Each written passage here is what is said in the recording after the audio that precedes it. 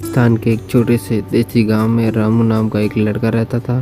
रामू के माता पिता किसान थे और वे अपनी मेहनत से परिवार का पालन पोषण करते थे। रामू भी अपने माता पिता की मदद करता था और गांव के सभी लोगों को प्रिय था।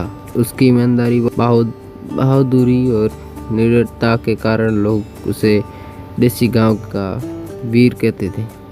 एक दिन गांव में खबर फैली कि पास के जंगल में एक विशालकाय बाघ आ गया है और उसने कई जानवरों का मार डाला है। गांव के लोग बहुत डर गए और उन्होंने अपने बच्चों को घर से बाहर न निकलने की सलाह दी।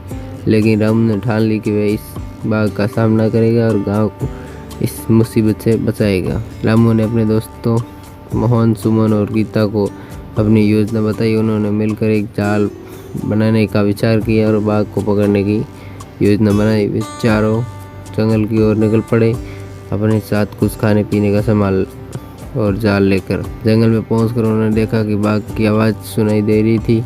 रामू ने अपने दोस्तों को समझाया कि वे सब मिलकर बाघ को जाल की ओर खींचेंगे। रामू ने बहादुरी से बाघ का सामना किया और उसे जाल की ओर खींचा। मोहन, सुमन और गीता ने भी रामू का साथ दिया और आखिरकार उन्होंने बाघ को जाल में फंसा लिया।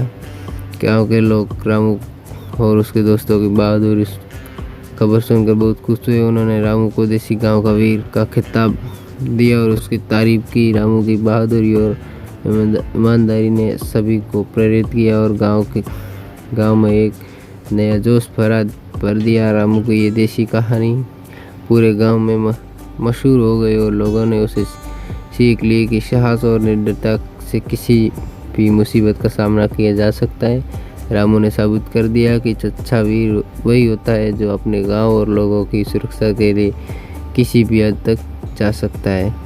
इस तरह रामू ने अपनी बहादुरी से न केवल अपने गांव को बचाया बल्कि लोगों को ये भी सिखाया कि सच्चाई और ईमानदारी की ताकत किसी भी मुसीबत को हरा सकती है।